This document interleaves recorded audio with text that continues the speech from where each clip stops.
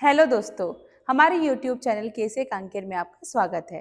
पंचायती राज व्यवस्था का पिछले पार्ट में हमने जो सरपंच है या बोल सकते हैं कि आप ग्राम पंचायत के प्रमुख पदाधिकारी में जो सरपंच है उनका डिटेल देखा था। इस पार्ट में हम जो ग्राम पंचायत के अन्य पदाधिकारी है उनका डिटेल देखेंगे। तो अन्य पदाधिकारी में आएंगे आपके उप सरपंच।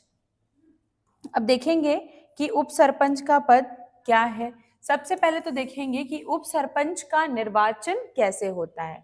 तो इनका निर्वाचन होता है अप्रत्यक्ष रूप से। मतलब समझ रहे हो कि जो पंच चुने जाते हैं या एक ग्राम पंचायत में जितने पंच होते हैं वो सारे पंच मिलके एक उप सरपंच का चुनाव करते हैं।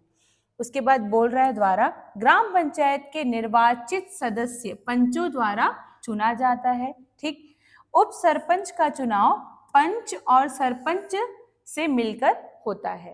मतलब ऐसा है कि केवल पंच ही नहीं चुनेंगे, वो चाहे तो सरपंच भी वहां पर जो अपना मत है वो दे सकते हैं। उप सरपंच के चुनाव में यदि बराबर मत होता है तो निर्णायक मत सरपंच द्वारा दिया जाता है। कई बार पूर्ण बहुमत की स्थिति में सरपंच उप सरपंच चुनाव में अपने मत मूल्य का प्रयोग नहीं करते। तो आई होप कि आप लोगों को समझ में आया होगा कि उप सरपंच का जो चुनाव होता है वो पंचों के द्वारा होता है। और जो यदि मान लो कि दो लोग चुनाव पे खड़े हैं उप सरपंच के लिए, लेकिन दोनों 50-50 वोट मत पड़ गया दोनों को, तो उस कंडीशन में निर्णायक मत के रूप में सरपंच मत दे सकते हैं। सरपंच जिसको मत देंगे वो जीत जाएंगे। और कभी कभी ऐसा होता है कि उप सरपंच का पद मतलब बहुमत के आधार पे ऑलरेडी वो जीत गया, मतलब 90% वोट उसको पड़ गया, तो उस कंडीशन में सरपंच अपना वोट नहीं देंगे तो भी चलेगा। अब नेक्स्ट है मूलतः एक निर्वाचित पंच होता है। कौन? उप सरपंच। मूलतः एक निर्वाचित पंच होता है। उप सरपंच चुने जाने के बाद वह पंच पद से त्यागपत्र नहीं देता। मतलब समझ रहे हो ना, पंच ही उप सरपंच बनेगा। ऐसा नहीं कि एक पंच है जो उप सरपंच बन गया और वो अपना त्यागपत्र दे दिया, ऐसा नहीं होता। नेक्स्ट है योग्यता। पंच बनने की योग्यता रखता हो। उप सरपंच के पद के लिए पंचायत में स्नातक का होना आवश्यक नहीं है। ये क्वालिफिकेशन कुछ अनिवार्य नहीं है, ये आप ध्यान रखिएगा। और जो पंच बनने की अनिवार्यता होती है, जो भी क्राइटेरिया होते हैं, वो अनिवार्य है उप सरपंच बनने की। क्योंकि उप सरपंच कौन बनते हैं? पंच बनते हैं। नेक्स्ट देखते हैं आरक्षण। यदि सरपंच अनारक्षित वर्ग से हो तो निश्चित रूप से उप सरपंच आरक्षित वर्ग से होगा। ये ध्यान रखिएगा। अनारक्षित बोले तो अगर सरपंच जनरल कैटेगरी से बिलोंग कर रहा है तो जो उप सरपंच होगा वो किसी न किसी कैटेगरी से बिलोंग करेगा। अब उसका डिसीजन कैसे होगा? तो उस एरिया में देखा जाएगा कि उनकी जनसंख्या या कोई सी भी कैटेगरी की जनसंख्या कितनी है, उसके आधार पर। नेक्स्ट है भूमिका। पंच और उप सरपंच के रूप में उसकी भूमिका दोहरी होती है। मतलब समझ गए ना, उप सरपंच पंच एवं उप सरपंच दोनों रूप में कार्य करता है। जैसे कि आप देखे होंगे कि सभापति और उपराष्ट्रपति दोनों एक ही व्यक्ति है, वो उपराष्ट्रपति का पद और सभापति का पद दोनों धारण करता है। बस वैसे ही जो उप सरपंच है वो पंच एवं उप सरपंच दोनों की भूमिका निभाता है। ठीक, ग्राम पंचायत में शिक्षा समिति का पदेन सभापति होता है। अब ये जो समिति के बारे में बात हो रही है ये हम अलग से पढ़ेंगे, कौन कितनी समितियां होती है, क्या होती है। तो फिलहाल आप देख लिए रहो कि उप सरपंच जो होता है वो ग्राम पंचायत में शिक्षा समिति का पदेन सभापति होता है। नेक्स्ट है पदच्युति देखेंगे हम या पदमुक्ति। निम्न कारणों से उप सरपंच को पदच्युत या हटाया जा सकता है। पहला कारण है अविश्वास प्रस्ताव द्वारा, धारा 21 के तहत। ये जो पद से हटाने की जो प्रक्रिया है, हम ये टोटल टॉपिक हमारा अलग रहेगा, उसको हम एक सेपरेट क्लास में कंटिन्यू करेंगे और किसके किसके खिलाफ कैसे कैसे लाया जाता है डिटेल में सब बताऊंगी। अभी आप फिलहाल बस इतना ही याद रखो कि उप सरपंच को उनके पद से किस किस प्रोसेस द्वारा या प्रक्रिया द्वारा हटाया जा सकता है।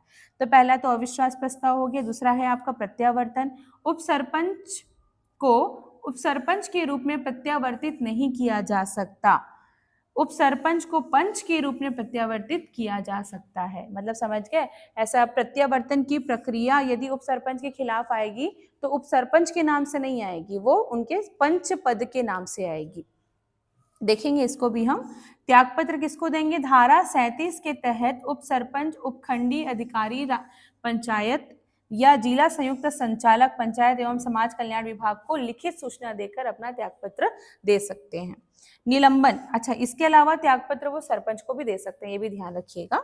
निलंबन, निलंबन धारा 39 के तहत अनुविभागीय अधिकारी राजस्व, इनके द्वारा इनका निलंबन होगा। अब आपके दिमाग में ये क्वेश्चन होगा कि अनुविभागीय अधिकारी राजस्व क्या है, तो ये भी हम एक सेपरेट क्लास करेंगे, उसमें ही आपको समझ में आएगा। इसको प्रशासन हमको डिटेल पढ़ना पड़ेगा। ठीक, नेक्स्ट है पद से हटाना। पद से हटाना ये होगा आपका धारा 40 के तहत अनुविभागीय अधिकारी राजस्व द्वारा डायरेक्ट इनके पद से हटाया जा सकता है। अब किस आधार पे हटाया जाएगा ये भी हम अलग से देखेंगे। ठीक, यदि संसद, लोकसभा, राज्यसभा का विधानसभा का सदस्य बन जाए, तो यहाँ पे का नहीं होगा, या होगा, या विधानसभा का सदस्य बन जाए। मतलब मान लो कि मैं उप सरपंच हूँ, अब उसी समय विधानसभा चुनाव आया और मैं विधायक का चुनाव जीत गई, विधानसभा चुनाव जीत गई, मैं विधायक बन गई, तो उस कंडीशन में जो मेरा उप सरपंच का पद होगा वो मेरे को तुरंत रिक्त समझा जाएगा। ठीक, आगे है, यदि सहकारी समिति का अध्यक्ष उपाध्यक्ष बन जाए परंतु सहकारी समिति का सदस्य पात्र होगा।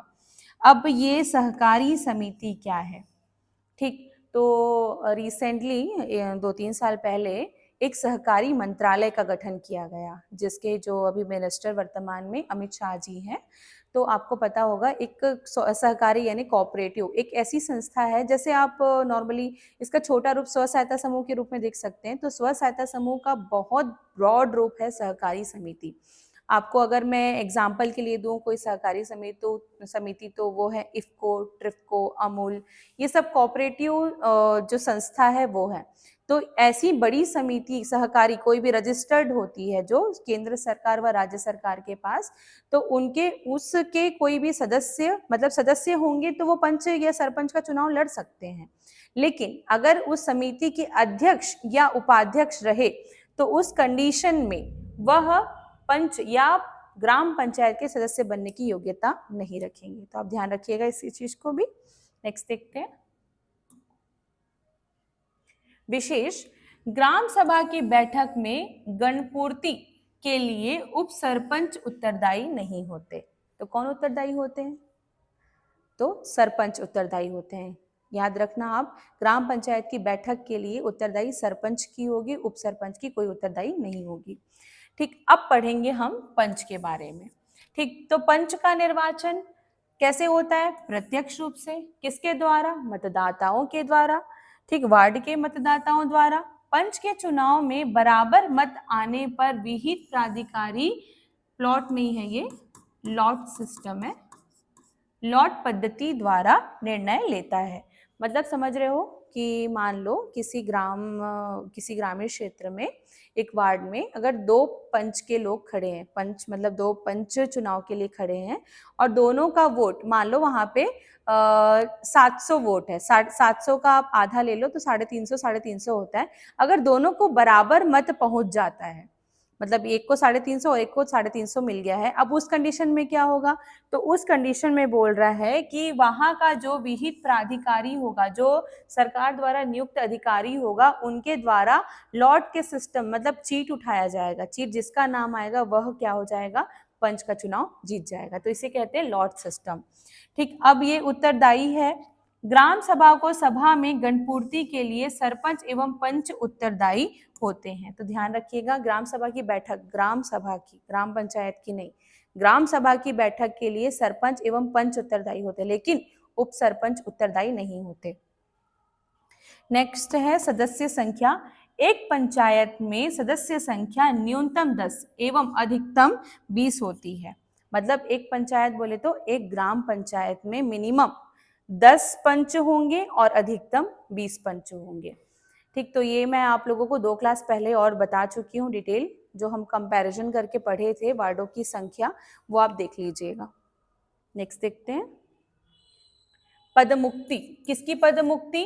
पंचों की पदमुक्ति। तो कैसे होगी? प्रत्यावर्तन द्वारा, फिर से ये शब्द आ गया।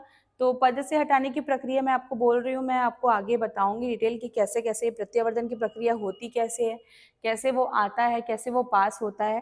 ठीक, तो पंच को अपने पद से गुप्त नहीं है, मुक्त मतदान की रीति से संबंधित वार्ड के मतदाताओं के बहुमत से हटाया जा सकता है। तो डिटेल हम देखेंगे, अभी नॉर्मली समझ लिए रहो कि प्रत्यावर्तन एक प्रक्रिया होती है जिससे पंचों को हटाया जा सकता है। इसके अलावा यदि वो निधन हो गया तो डेफिनेटली उसका निधन हो गया तो थोड़ी बचेगा भाई। ठीक, उसके बाद हटाना मतलब डायरेक्टली उनके पद, अब किस आधार पे उनको हटाया जाता है ये भी हम अलग से देखेंगे वापस से।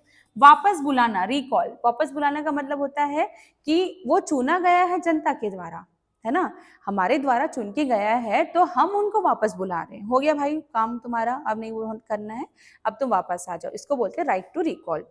ठीक, तो इसको बोलते हैं वापस बुलाने का अधिकार। ये किसमें है? धारा 21 क के तहत संबंधित वार्ड का गठन करने वाली ग्राम सभा के सदस्यों की कुल संख्या के आधे से अधिक बहुमत द्वारा गुप्त मतदान की पद्धति से उसे वापस बुलाया जा सकता है। मतलब ये है कि पहले तो उसे हटाने की प्रक्रिया लाई जाएगी, फिर एक छोटा सा चुनाव होगा। उस चुनाव में क्या होगा कि इसको हमको पद पे नहीं रखना है, इस माध्यम से चुनाव होगा।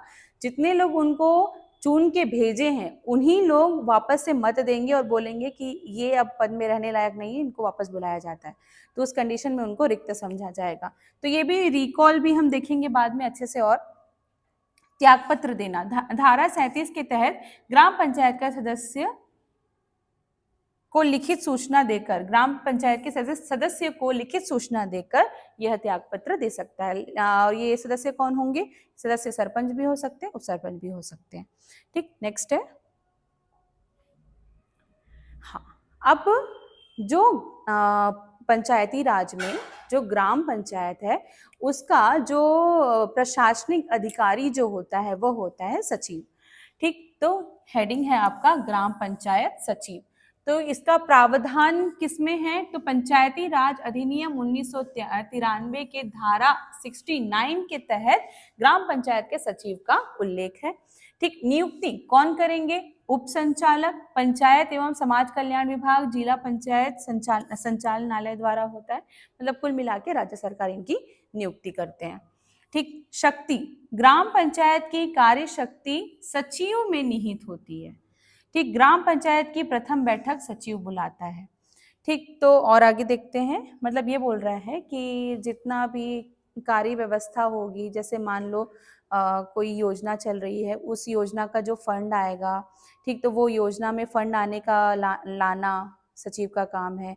और उस फंड के थ्रू काम हुआ है कि नहीं प्रॉपर, जैसे प्रधानमंत्री आवास योजना के तहत आपने घर बनवाया तो वो घर बना है कि नहीं, उसका इंस्पेक्शन करना, उसके लिए उसको वो हितग्राही के रूप में चयन करना, ये सारा काम होता है किसका?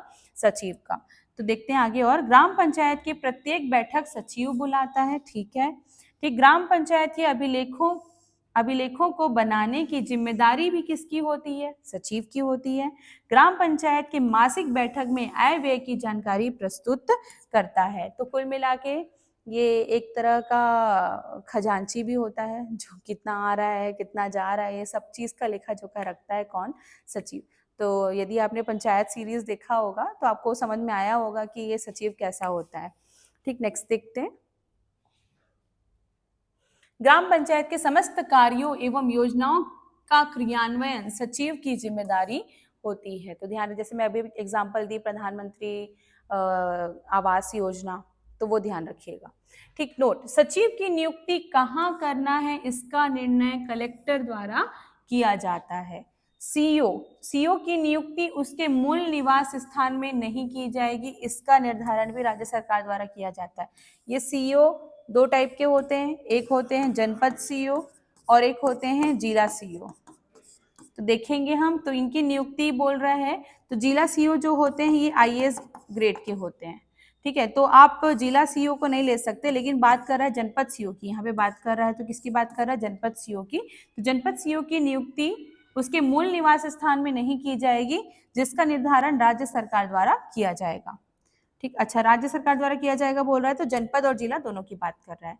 ठीक, तो ग्राम पंचायत के क्रियाकलापों का समन्वय, मूल्यांकन और मार्गदर्शन करता है। कौन करता है? राज्य सरकार, पंचायत और ग्रामीण विकास विभाग और जिला पंचायत। ये चीज भी आप ध्यान रखिएगा, ये कोड बना के पूछने वाला क्वेश्चन है। ठीक, आगे और कुछ है? तो इस तरह खत्म होता है आपका जो ग्राम पंचायत संबंधित जो प्रमुख पदाधिकारी है वो। आगे हम देखेंगे जनपद एवं जिला पंचायत के प्रमुख पदाधिकारी। तो बने रहिए हमारे YouTube चैनल कैसे कांकेर के साथ। Thank you.